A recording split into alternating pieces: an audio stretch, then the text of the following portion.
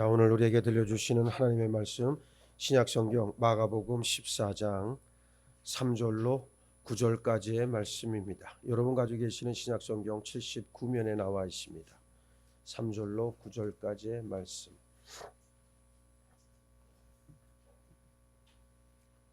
찾으셨지요? 예, 우리 한 절씩 교독하겠습니다.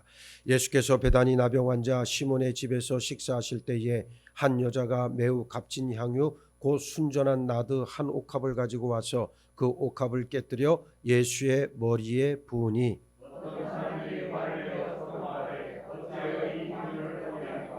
이 향유를 300데나리온 이상에 팔아 가난한 자들에게 줄 수 있겠도다 하며 그 여자를 책망하는지라.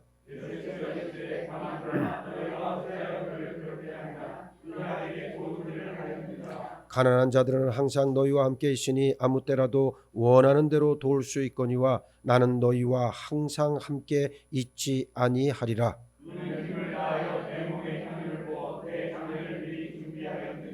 내가 진실로 너희에게 이르노니 온 천하에 어디서든지 복음이 전파되는 곳에는 이 여자가 행한 일도 말하여 그를 기억하리라 하시니라. 아멘. 할렐루야. 아멘. 오늘 본문 말씀 여러분 잘 알고 있는 말씀이죠.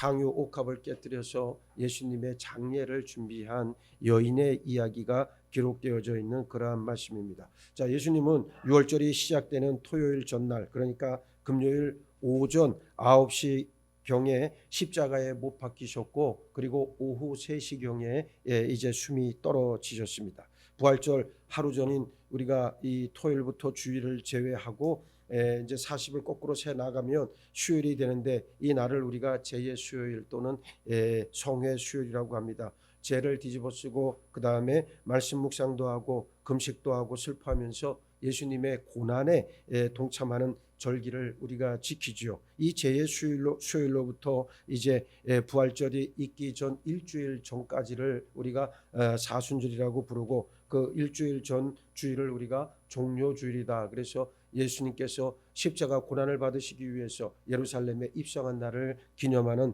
그러한 절기로 우리가 지키죠. 예수께서 이제 어린 나귀를 타시고 예루살렘에 겸손의 왕으로 입성하실 때에 많은 무리들이 종려나무가지를 꺾어서 호산나를 외치고 예수님을 대대적으로 환영한 것을 기념하는 주일을 우리가 종료주일로 지켰습니다. 자, 우리가 이 고난 주간을 지나고 부활절을 이제 우리가 끝내고 오늘 우리가 처음 또 수요일로 우리가 모였지요. 오늘 말씀을 통해서 우리가 정말로 하나님 앞에 어떠한 모습으로 헌신과 충성을 다할 것인가를 결단할 수 있기를 바랍니다. 마리아는 뛰어난 영적 직관과 믿음 그리고 헌신으로 예수님의 장례를 준비했습니다. 우리가 무엇으로 우리 예수님께 대한 헌신과 사랑을 표현할 수 있겠느냐의 주제가 되어집니다. 먼저 우리는 예수님을 초청해서 식사를 대접한 베다니 문둥이 시몬을 바라볼 수 있는 눈이 열려야 합니다. 이때는 수요일 저녁이었어요. 마가복음 14장 1절을 보니까 이틀이 지나면 유월절이다 그랬으니까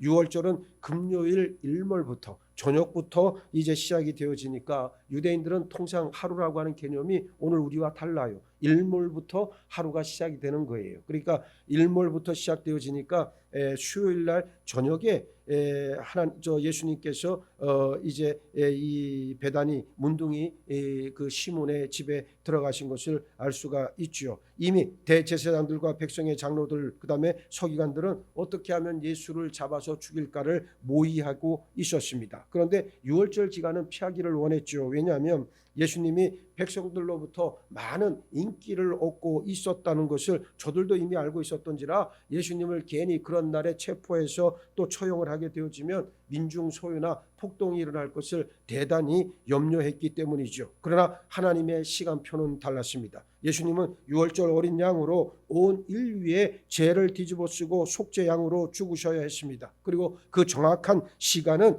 유월절 어린 양이 죽임당하는 유월절 바로 전이었어요. 그래서 예수님은 갈릴리에서 유다로, 유다에서 예루살렘으로 올라오시게 되었습니다. 오늘 본문에 보면 예수님은 베다니에 계셨는데 이 베다니는 예루살렘 동쪽에 있던 아주 작은 동네였고 예수님은 베다니에 살고 있던 시몬이라고 하는 사람의 초청을 받아서 제자들과 함께 그 집에서 저녁 식사를 잡수시고 계셨어요. 그런데 시몬은 문둥이 시몬, 즉 나병 환자 시몬으로 불렸던 사람이에요. 원래 나병 환자라고 하는 것은 우리가 알다시피 천형으로 여겨져서 하나님께로부터 저주를 받은 그런 극형을 받은 사람이다라고 그렇게 치부돼서 어떻게 했습니까? 동네에서 떨어져서 따로 이제 기거를 할 수밖에 없었죠. 우리도 예전에 어렸을 때, 요즘엔 그런 게 없지만 우리가 자랄 때만 해도 시골 동네에 가면 성자가 들어가는 동네가 있었어요. 뭐 성 무슨 원, 성 무슨 뭐 이런 그 혹시 여러분 기억하실지 모르겠지만 뭐 여러분들은 다 서울 사람들이니까 모를 거예요. 우리 같은 시골 사람들만 아는데 보면 성이라고 하는 말이 들어간 그 지명에는 거기에 누가 살았어요? 나병 환자들, 즉 한센시병 환자들이 따로 모여서 거기에서 기거한 것을 우리들이 보게 되죠. 마찬가지로 이 시몬이라고 하는 사람도 나병 환자였기 때문에 원래는 마을 밖에서 따로 살아야 했던 그러한 사람이었는데 지금 이 사람이 어떻습니까? 정상적으로 집에 들어와 있고 그리고 그곳에서 예수님을 초대한 것을 우리가 보게 되죠. 이 사람이 나병이 어떻게 됐다? 나았다, 치유받았다는 것을 전제하고 있는 그러한 내용입니다. 여기서 우리는 자연스럽게 시몬의 나병이 어떻게 치료받았을까 궁금해질 수밖에 없죠. 구체적인 내용은 성경에 나와 있지 않지만 예수님께서 아마도 이전에 시몬을 치료해 주셨을 것이다 추측할 수가 있어요. 그래서 시몬은 예수님께서 자신의 나병을 치료해 주신 것이 너무나도 감사해서 감사의 표를 드리고 싶었던 거고, 또 예수님을 따라 다녔던 소위 말하는 제자 그룹 가운데 한 명의 일원이었을 가능성이 상당히 높지요. 이제 예수님께서 마침 예루살렘으로 올라가시고 그리고 입성을 하셔서 이제 예루살렘에 머물게 되시니까, 들어와 계시니까 시몬이 자기 집으로 초대해서 식사를 접대하게 되었습니다. 우리도 예수님으로부터 아담 이후 가지고 있던 우리 죄를 다 용서받았다는 것이 성도의 기본적인 고백 아니겠습니까? 그리고 오늘 이렇게 예수님을 예배하고 있습니다. 나병 환자였던 시몬이 예수께로부터 천연과도 같은 병을 치료받고 감격해서 예수님을 모시고 식사를 대접하는 지극히 정성된 마음과 같이 우리도 그렇게 이 예배 자리에 나와야 한다, 그 말씀이에요. 그저 습관적으로 형식적으로 나오는 것이 아니라, 기계적으로 나오는 것이 아니라 내 마음을 다하고 감사하고 하나님의 은혜에 감사하고 또 그 은혜를 또 구하며 우리는 그렇게 하나님 앞에 나와야 한다는 사실을 꼭 기억하시길 바라겠습니다. 둘째, 값진 향유를 예수님께 드린 마리아가 있었습니다. 예수님께서 식탁에서 제자들과 함께 식사하실 때 한 여인이 등장하지요. 오늘 본문과 똑같은 기사를 요한복음에서도 기록하고 있는데 바로 마리아라고 하는 여인인데, 바로 누굽니까? 마르다와 자매가 아니고 나사로와는 남매지간의 여인이었죠. 시몬과 나사로는 한 동네인 베다니에 살고 있었어요. 12 제자에는 포함되지 않았지만 예수님을 신실하게 따르던 제자였음에 틀림없습니다. 예수님은 특별히 나사로를 친구로 여기시고 지극히 사랑하셨어요. 그래서 병이 들어서 죽어 장사된 지 4일이나 지난 나사로를 어떻게 했습니까? 다시 살리시기도 했어요. 그리고 지금 이 식탁에 나사로가 예수님과 함께 앉아 있습니다. 마르다는 늘 부지런히 섬기는 자세가 몸에 배었는지라 시몬 집에서도 주방과 식탁을 오가면서 열심히 예수님과 제자들의 식사를 어떻게 합니까?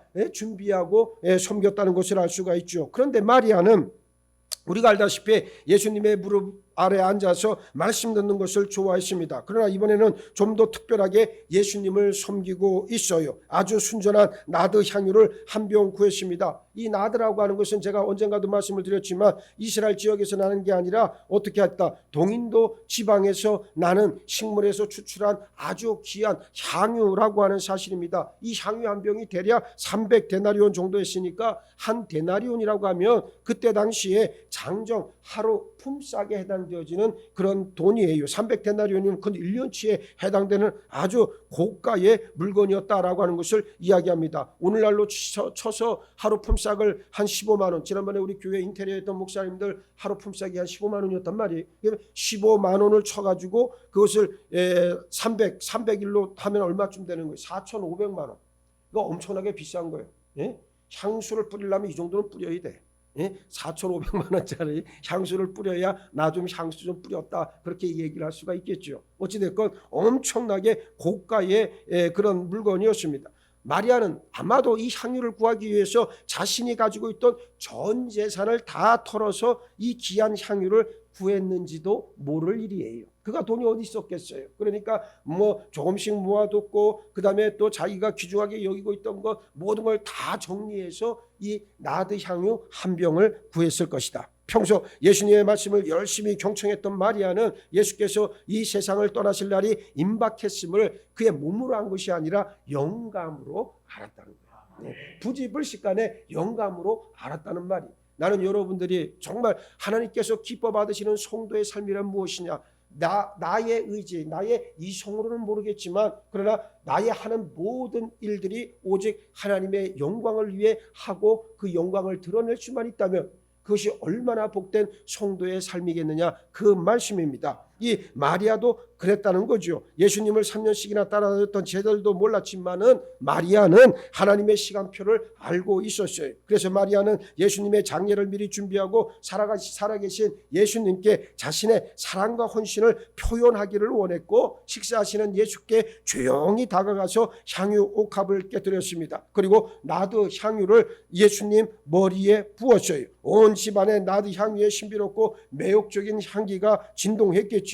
마리아는 또 예수님 발에 남은 향유를 마주 부었습니다. 그리고 정성스럽게 앉아서 자기의 긴 머리카락으로 예수님의 발을 닦아드렸습니다. 상상해 보시길 바랍니다. 얼마나 숙연했겠어요. 어느 누구도 단 한마디 말도 못했어요. 이스라엘 사람이나 우리나라 사람이나 요즘엔 그런 걸 안 하지만 이 이스라엘 사람들도 이제 시신에다가 이 향유를 뿌리는 습관이 있었단 말이에요. 그러니까 지금 마리아의 이 행동은 바로 예수님의 장례를 준비했다는 말이 바로 그러한 말인 것을 우리가 알고 있어야 됩니다. 자, 조금 있으면 이제 육신으로 오신 예수님이 하나님의 구원의 계획에 따라서 십자가에 달려 죽으신다는 사실을 알았던 마리아가 이제 지극히 정성된 마음으로 예수님을 섬기고 예배할 마지막 기회였기 때문이었습니다. 여러분, 우리도 마리아와 같이 우리 삶이 우리 예배가 옥합을 깨뜨려서 부어드린 향유같이 되길 원합니다.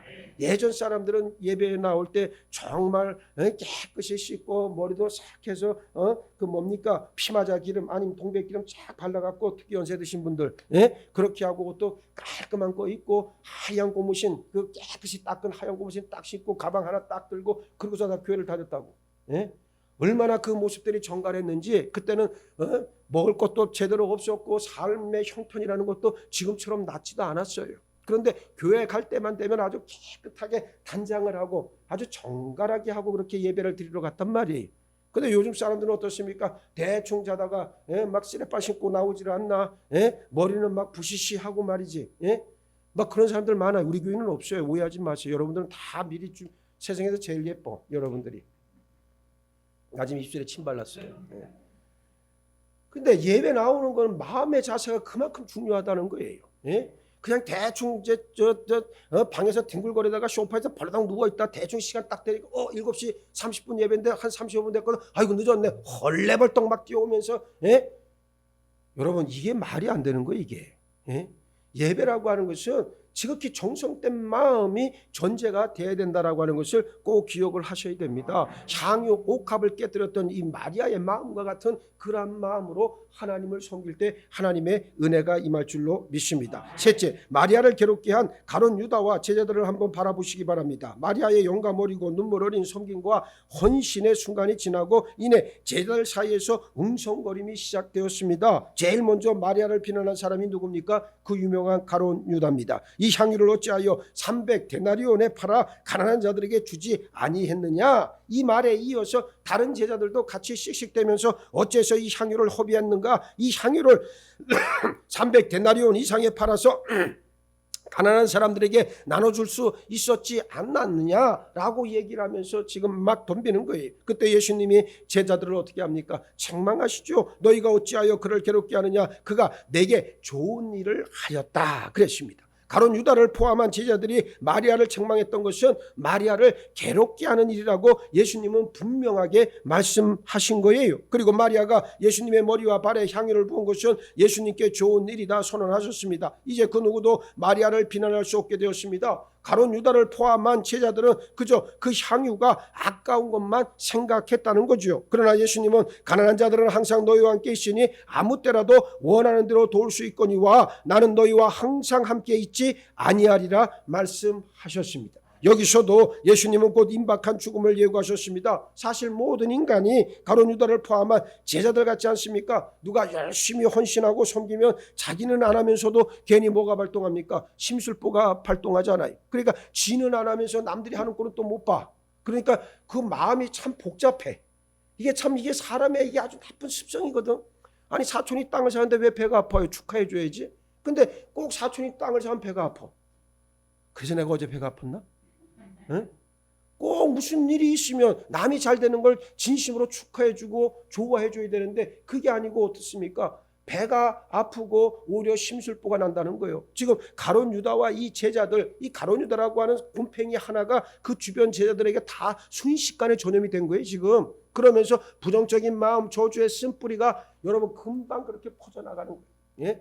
정말 무서운 건 감기 바이러스, 코로나 바이러스가 아니에요. 부정적인 저주의 쓴뿌리라고 하는 바이러스가 가장 무서운 바이러스입니다. 그래서 다 10명이 이 안에 있는데 9명은 된다, 가능하다라고 얘기하는데 한 명이 부정적인 마음 딱 가지고 독을 쓰고 앉아가지고 이제부터 그 독을 뿜기 시작하면 순식간에 그 10명이 전부 다 오염되는 거예요. 예? 특히 교회 같은 데는 더해요. 이상하게 더합니다. 예수님 말씀에 어떻습니까? 밤에 하나님의 사자들이 다 와갖고 하나님께서 씨를 뿌리고 말씀을 갈아서 어떻든 간에 이제 열매를 맺게 해놓으셨는데 요게 이제 밤에 간밤에 싹 야밤에 누가 들어옵니까? 마귀가 들어와갖고 싹 가라지를 덮으리고 간다 그랬잖아요. 그런데 더 웃긴 거는 중요한 것은 자 예수님의 씨 뿌리는 자의 비유의 핵심이 바로 무엇입니까? 하나님께서 우리에게 말씀하시는 것, 예수 그리스도를 통해 우리에게 말씀해 주시는 의도는 딱 하나입니다. 무슨 얘기냐? 여러분 보세요. 여러분들 속에서 마귀가 가장 공격하기를 제일 우선적으로 공격하는 게 뭔지 아십니까? 제일 급하고 우선적으로 그리고 본질적으로 공격해 팍 들어와서 무엇을 뺏어가냐면 여러분들의 마음에 있는 말씀을 빼앗아가. 응? 하나님이 뿌려놓은 말씀을 빼앗아간다. 어떻게 뺏어가느냐? 부정적인 마음, 부정적인 생각을 집어넣어. 과연 이 말씀이 맞을까? 이 말씀이 응답되지 않네? 정말 이게 하나님의 말씀 맞아? 의심하는 마음 들게 하고 결국 그 마음을 어떻게 싹 뺏어가. 뺏어간다고. 그래서 하나님의 말씀이라고 하는 것은 예수님이 씨 뿌리는 자의 비유를 통해서 우리에게 알려주시고자 하는 근본적인 그 영적 깨달음이라고 하는 건 뭐냐? 하나님의 말씀을 받았다면 그 말씀을 빼앗기지 말라는 거예요. 그 말씀을 빼앗기지 말아야지. 빼앗기지 말으면 어떻게 됩니까? 안 빼앗기면 어떤 일이 벌어집니까? 말씀이라는 씨앗이 땅에서 싹을 틔우고 뿌리를 내려서 그 안에서 자라서 열매를 맺게 한다는 거예요. 이게 사도 바울까지 오면 성령의 열매가 되는 거예요. 이게 다른 말로는 그리스도의 장성한 분량이 충만한 데까지라고 하는 말이 되는 거예요. 그런데 많은 사람들은 자기 자신이 말씀을 빼앗기는 조차도 몰라요. 말씀을 빼앗기니까 뭐가 제일 창궐합니까? 사람의 생각, 내 욕심, 내 주장, 내 경험, 내 교만이 그때부터 뭐를 합니까? 주인 행세를 하기 시작을 하는 거예요. 여러분 구약 성경에 보면 히브리서에 뭐라 그랬어요? 사사들의 믿음들을 쭉 열거하면서 입다, 삼손, 쭉 사무엘, 그런 다음에 다윗의 믿음을 본받으라 우리에게 이야기하잖아요. 그렇죠? 히브리서에 나와. 여러분들이 봤는지 안 봤는지는 모르겠지만 좌우지간 히브리서에 기록되어 있는 말씀이요. 그런데 히브리서가 왜 그 중에서 이렇게 사사들의 믿음들을 이야기를 쭉 하면서 입다, 사무엘, 삼손 같은 이들을 다 열거했을까? 공통된 특징이 있어. 그 사람들이 다 누구요? 그 사람들이 영웅이 아니에요. 사실은 무슨 초인적인 능력이 있었던 사람들이 아니에요. 우리랑 똑같은 사람이고 어쩌면 우리보다 더 못한 사람이에요. 그 중에서 입다라는 사람은 입다라고 하는 사사는 말이에요. 어머니가 누구요? 어머니가 여자겠지. 어머니가 여자고 아버지는 남자겠지 뭐. 근데 그 어머니가 어떤 사람이요? 창녀예요. 창녀. 예? 기생이란 말은 창녀라는 말이요. 이스라엘은 기생이 없었어요. 그러니까 창녀지. 그 어머니가 창녀예요. 그런데 보여요. 하나님은 그의 출생 신분, 예? 선천적으로 타고난 무슨 사회적 지위, 하나님과 아무 상관이 없어. 하나님은 봐요. 예수님이 우리에게 겸손의 모범을 보여주셨잖아요. 가장 낮은 자리까지 내려가셨단 말이에요. 그러니까 예수님 주변에 꼬였다는 표현을 하기가 좀 그렇지만 예수님 주변에 주로 모여든 사람들이 다 누구였어? 예? 다 죄인이요. 그리고 이스라엘 사회에서 손가락질 받던 그런 하층민들이 전부 다 예수님의 친구가 되었어. 대표적인 사람들이 누구요? 세리와 장녀들이었다. 예? 여러분, 낮아지면 사람이 모입니다. 내가 낮아지면 사람이 꼬여. 왜 내 주변에 사람이 없을까? 곰곰이 생각해봐요. 내가 높으니까. 예? 내 마음이 자고하고 내 마음이 교만하고 나만 잘났고 나만 독야 청청하고 그러니까 내 주변에 사람이 있어요, 없어요? 없지요. 여러분들 주변에 사람이 있습니까, 없습니까? 있어요, 없어요?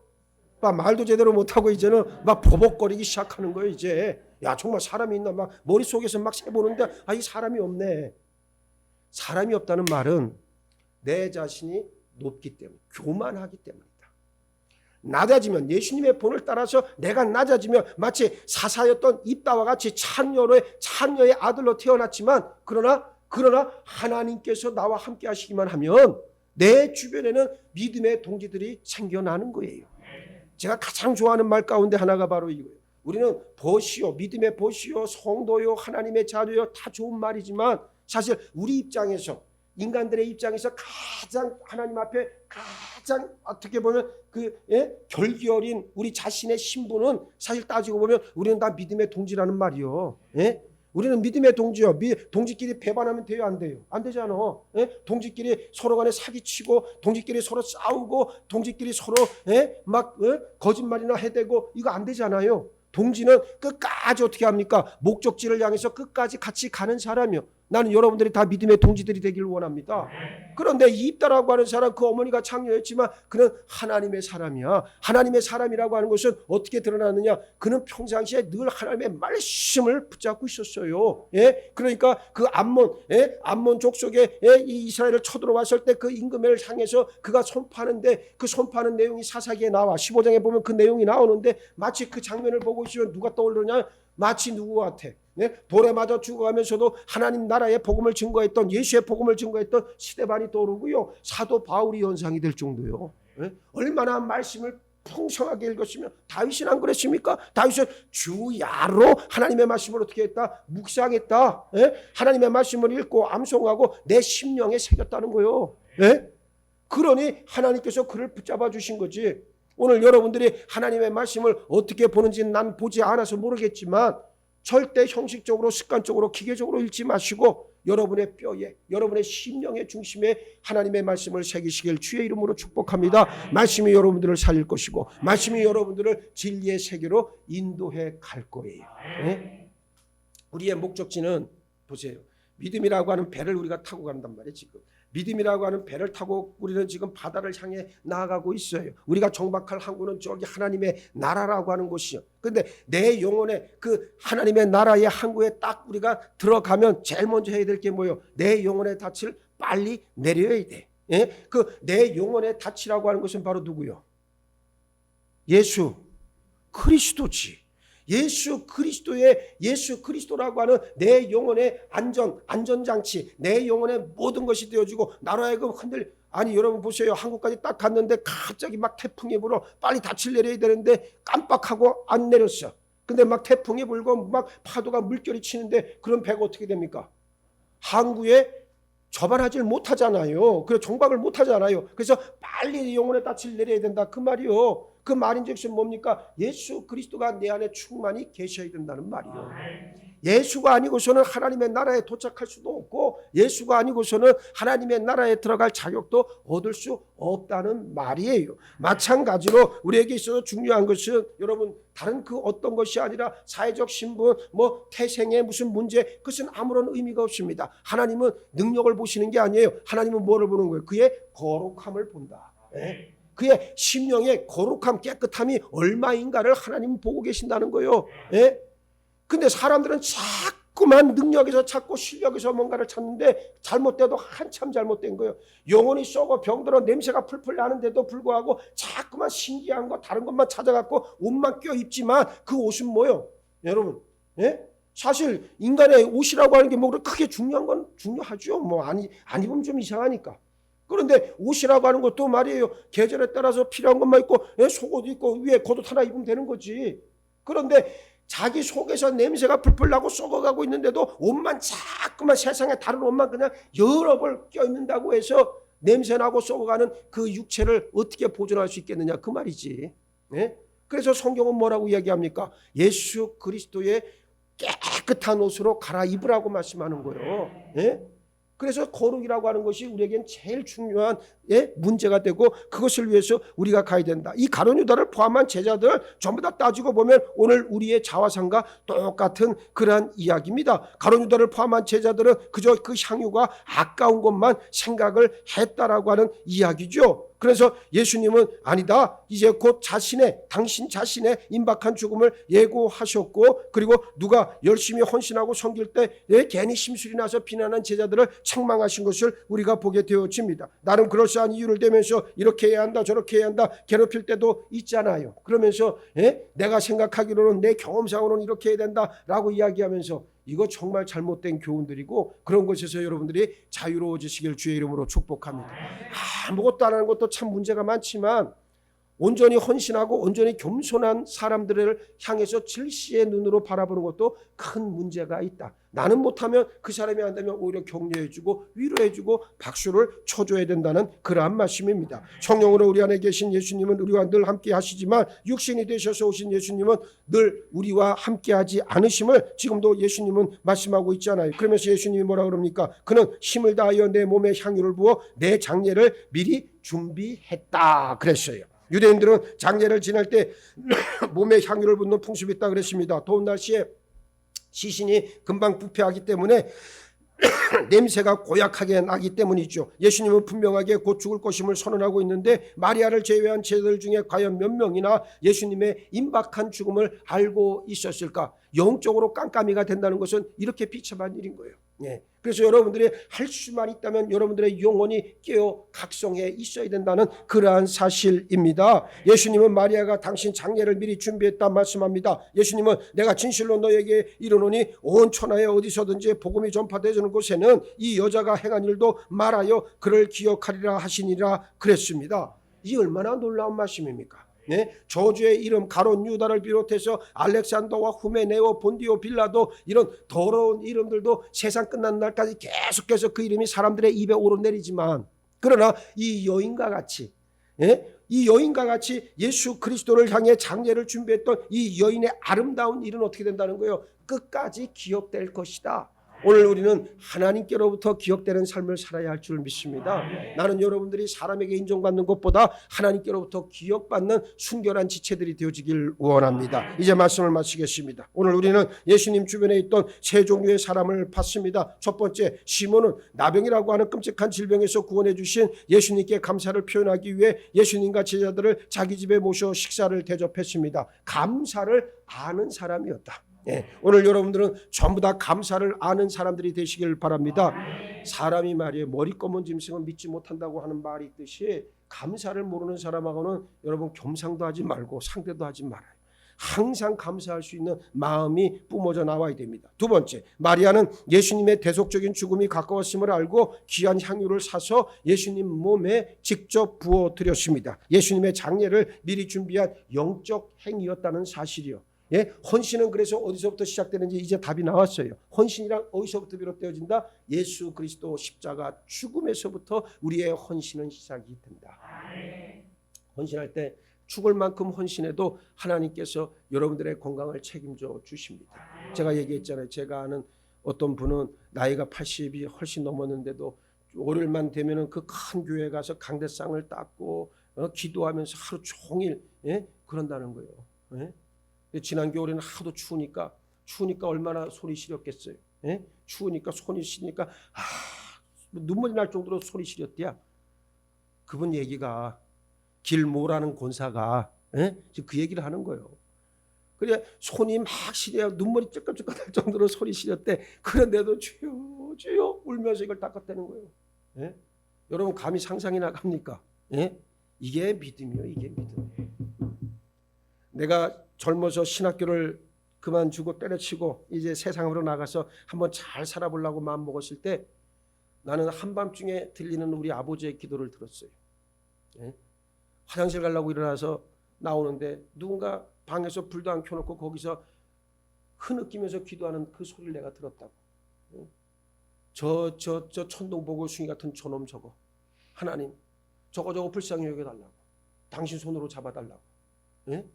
주의 종 아버지 당신께서 허락하신 그대로 저 녀석을 아마 저 녀석이라고 안 그랬으니까 저놈의 새끼라 그랬을 거야. 아마 하도 얄미웠으니까. 예? 저걸 고쳐가지고 여러분 그래서 내가 여러분들을 지금 만나고 있어요. 하나님은 돌이키는 사람에게 은혜를 베풀어 주시지 돌이키지 않고 자기만의 세계에 빠져 사는 사람은 하나님과 상관없는 사람이에요.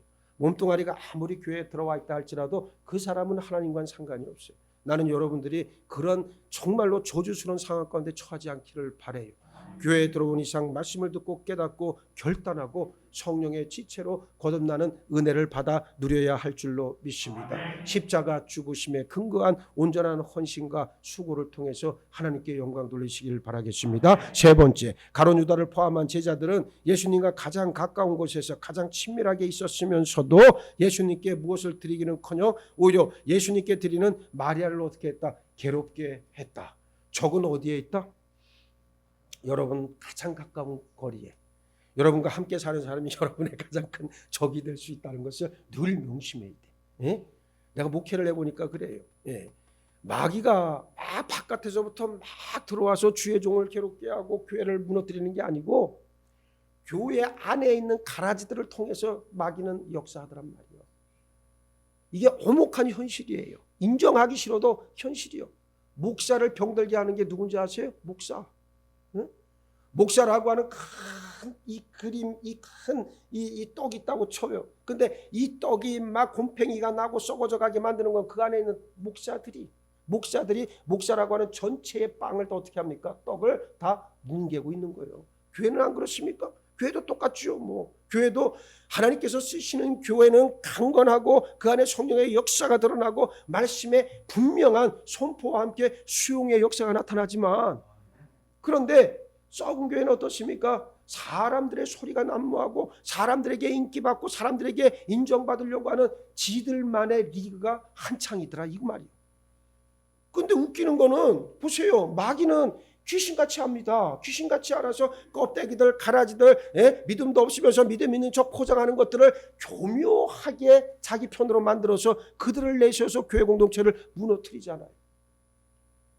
이건 우리가 살아봐서 아는 문제들 아닙니까? 그러나 하나님께서 역사하시기 시작하고 하나님의 권능의 손을 딱 붙잡아 주시고 예수 그리스도가 주인 되어지고 성령이 강력하게 역사하는 교회가 되면 그 교회는 더러운 귀신들도 범접하지 못해요. 왜? 그때는 진짜 교회니까. 근데 가짜 교회, 거짓 교회로 전락하는 순간 우리는 누구의 밥이다? 마귀의 밥이다 말이에요. 네? 언제부터 교회가 이렇게 능력을 잃어버렸는가 생각해 보면 참 답답해요. 근데 다 그 결론은 하나, 사람이 문제였다는 거지. 껍데기 같은 사람이 문제였고 가라지 같은 사람이 문제였고, 예? 이게 나이롱 신자들이 교회 안에 넘쳐나기 시작을 하는 게 문제였고, 따지고 보면 다 그랬다는 거예요. 목사들 중에서도 가짜들이 득실되고 말씀에 전혀 집중하지 못하고 말씀 가운데 정말 하나님의 은혜를 깨닫지도 못하고. 여러분 생각해봐요. 한 사람의 그리스도인이 된다는 거는 여러분 내 영혼을 전체와 맞바꾸는 거. 이게 그렇게 값싼 일이 아니라는 말이요. 예? 어떤 사람은 그러죠. 목사님 나는 믿음이 자라지 않아요. 나는 믿음이 열매를 맺지 못해요. 맨날 그 타령이나 하고 앉았으니 언제 믿음의 열매가 맺혀. 결단을 해야지. 가감하게 끊어버릴 거 끊어버리고 죽여버릴 거 죽여버리고 하나님 앞에서 다시 살기로 작정해야 거듭나지. 간단한 이치인데도 불구하고 그걸 몰라서 그것만 붙잡고 있는 거예요. 그냥 내 새끼 세상의 재미 세상의 캐라, 내 가정 내 남편 내 마누라만 그냥 그것만 붙잡고 그게 최고인 줄 알고 살아가지만 미안한 말이지만 딱 거기까지다. 그 이상의 진보는 일어나지 않는다는 거예요. 진리의 삶은 나로 하여금 끊임없이 하나님 나라의 깊은 데까지 나를 끌고 간단 말이에요. 그러니까 오늘이 다르고 내일이 다르고 모레가 다르고 영원히 다를 것이요. 자, 우리는 어떤 사람들인가 곰곰하게 한번 생각을 해보게 됩니다. 또 어떤 것으로 우리가 예수님께 드려야 할까? 어떻게 하면 시몬과 같이 마리아와 같이 즐겁게 헌신하는 자녀들이 될 수 있을까? 내가 가지고 있는 최선의 것, 최고의 것으로 기꺼이 헌신할 수 있는 여러분 모두가 되시기를 바랍니다. 집에 다 그 귀한 순전한 나드 향유 한 병쯤 갖고 계시죠? 예? 어떤 사람은 집에 뭐 금송아지도 있고 뭐도 있다 그러던데, 예? 다 하나씩은 있잖아요. 가장 소중하게 여기고 가장 귀하게 여기는 거 하나쯤은 있잖아요. 그걸 하나님 앞에 드릴 수 있어야 돼. 내 영혼의 가장 귀한 거, 가장 소중한 거, 정말 내 상한 심령마저도 하나님 앞에 갖다 드릴 수 있어야 돼.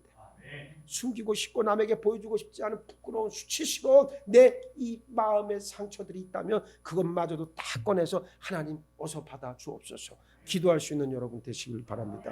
그럴 때 하나님께서 여러분들의 삶을 복의 대로로 이끌어 가실 줄 믿습니다. 시몬과 같이 마리아와 같이 가장 좋은 것으로 가장 귀한 것으로 우리 주님을 예배하고 헌신할 수 있는 저희 모두가 되게 하여 주옵소서. 하나님께서 기뻐 받으시는 제사는 상한 심령이라 말씀하셨는데 아직도 내가 십자가에서 처형되지 않고 성령의 역사하심 성령의 은혜로 해결받지 못한 내 마음에 상한 것들이 있다면 그것마저 아버지 앞에 내어놓고 주의 도우심을 간절히 구할 수 있는 우리 모두가 되게 하여 주옵소서. 오늘 말씀의 결론 역시 십자가의 죽음에서 비롯된 헌신과 충성이 하나님께 합한 것임을 깨달아 알았습니다. 나를 십자가에 달려 처형시키게 하시고 예수 그리스도의 뜻 안에서 새롭게 거듭나 거룩함과 순결함의 지체들로 하나님을 위해 충성을 다할 수 있는 우리 모두로 이끌어 주옵소서. 감사하오며 우리 주님 예수 그리스도 이름 받들어 기도하옵나이다. 아멘.